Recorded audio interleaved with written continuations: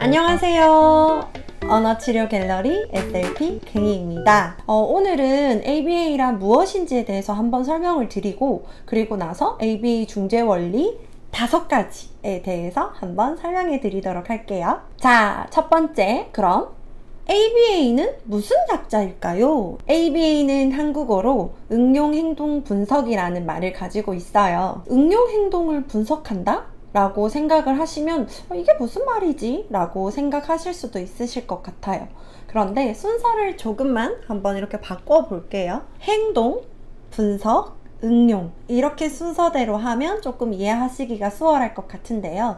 아이들이 나타나는 행동을 분석해서 그거를 일상생활과 치료에서 응용시킨다 라는 이야기로 생각하시면 조금 편할 것 같아요. 관찰하고 측정할 수 있는 모든 정보, 그리고 기술, 체험, 감정, 예정, 기능, 그리고 지식, 이런 것들을 아울러서 모두 다 행동이라고 하는데요. 왜 이런 행동을 하느냐, 아니면 왜 이런 행동이 없어졌느냐, 이런 것들을 분석을 하면서 원인을 알아나가 보는 것이 바로 행동 분석인데요.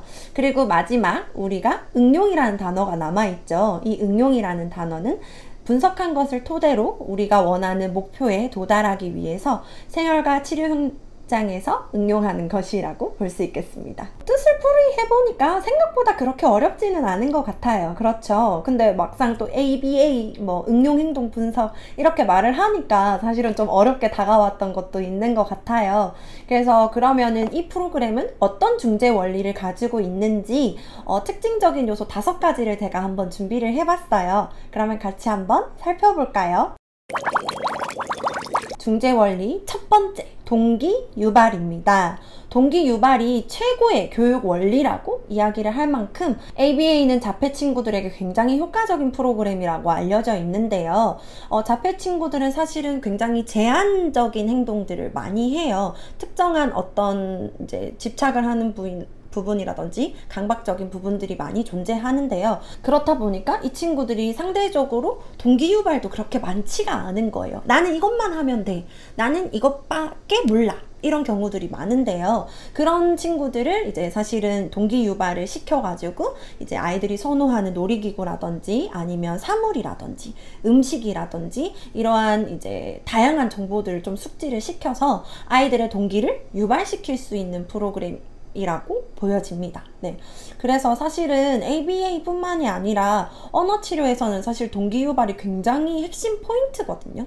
그렇기 때문에 ABA랑 언어치료랑 굉장히 좀 잘 맞아떨어지는 게 아닌가 하는 그런 생각을 해봅니다. 네, 그리고 중재 원리 2번째, 일관성을 유지하셔야 해요.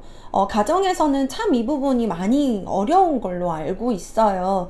특히 문제 행동이 일어났을 때 양육자분들은 그때 그 상황에 따라서 다르게 대처하시게 되죠. 집에만 있는 게 아니다 보니까 놀이터를 갔다거나 아니면은 마트를 갔다거나 다양한 상황들이 일어났을 때 다르게 사실은 대처하실 수밖에 없는데요. 이런 부분들은 사실은 아이들이 더 혼란스러워할 뿐만이 아니라 본인들이 행동하기 편한 쪽으로 사실 많이 변하기도 해요.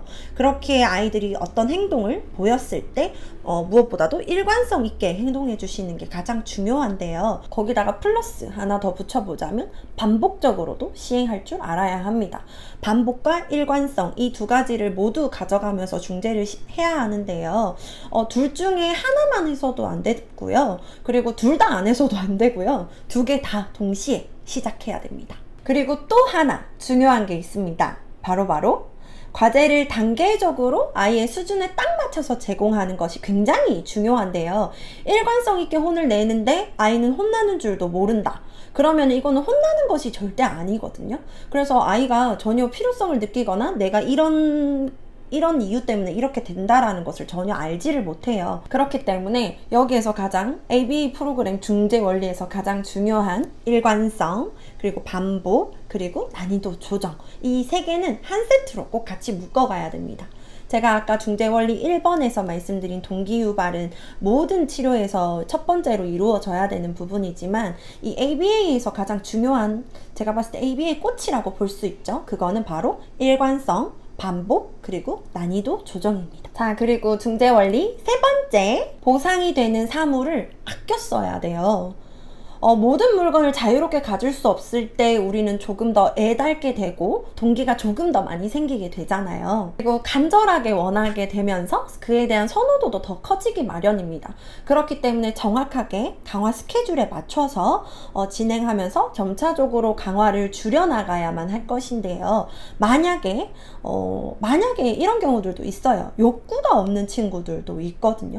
욕구가 없는 친구들이라면 그 아이들에게는 항상 늘 선호도 평가를 계속 수시로 진행을 해야 돼요. 아이가 이게 좋은지 저게 좋은지 이건 싫은지 이거는 그냥 그저 그런지 이런 것들을 선호도를 체크를 하면서 아이들의 욕구의 의지를 조금 더 많이 올려줄 필요가 있습니다. 네, 그리고 중재 원리 네 번째, 보상의 종류를 다양하게 설정해라 인데요. 사실 우리도 그렇죠. 저도 되게 좋아하는 음식이 마라탕이거든요. 근데 마라탕을 매일 먹는다고 생각해보면 질릴 것 같아요. 그런 것처럼 아이들도 아무리 좋아하는 게 있더라도 매일 제공을 많이 하게 되면 질릴 수밖에 없습니다. 강화의 효율성 그리고 효과성을 높이기 위해서는 다양한 종류의 보상 그리고 지속적인 테스트, 다양하게 환경을 제공하는 것도 굉장히 중요한데요. 아이가 계속적으로 탐색하고 다양하게 많이 경험하도록 하는 것이 굉장히 중요해요. 그래서 이제 저는 단적인 예로 어머님들께 밖에 놀러 이제 나갈 일이 생겼다 그러면은 치료 취소하고 다녀오셔도 된다고 그렇게 말씀을 드릴 정도로 아이들이 다양하게 경험하는 것이 아이들에게 굉장히 이제 강화라든지 인지 발달이라든지 수용어를 늘릴 수 있는 굉장히 좋은 기회랍니다. 그리고 마지막 중재 원리 다섯 번째, 네, 이 부분은 사실은 좀 많이 조심해야 되는 부분 중에 하나인 것 같아요. 바로 사실은 감정 손상 그리고 응벌 이런 부분들이 사실은 ABA나 행동수정을 하면서 필수적으로 따라오는 것들 중에 하나인데요. 이거를 할 때 가장 중요한 점은 무엇이냐면 이 벌을 주는 목적인 거예요. 부적적인 행동을 이제 체계적으로 감소시키는 데 있는 것의 목적을 분명하게 두셔야 되고요. 사실은 벌이나 혼을 내는 것, 이거에 대한 부분들은 사실은 이 친구가 정확하게 인지를 하고 있어야 되고 그 상황에 맞춰서 반복적이고 일관적으로 사용을 하실 수 있어야지 가장 효과적인 모습을 나타낼 수 있는 거예요. 그렇기 때문에 저는 응벌을 한다 이런 부분에 대해서 크게 무조건 안 된다라고 말씀을 드리는 거는 아니지만 그래도 양육자분들이나 아니면 치료사분은 양육자와 상의를 한 후에 정확하게 목적을 가지고 그 아이가 그 목적을 이해할 수 있는 정도의 수준인지에 대해서도 평가를 하신 후에 진행을 하시는 것이 가장 맞다고 생각이 듭니다. 저 ABA 시리즈는 다음에도 계속 되니까요. 또 많은 시청 부탁드릴게요. 그러면 다음 시간에 만나요. 안녕!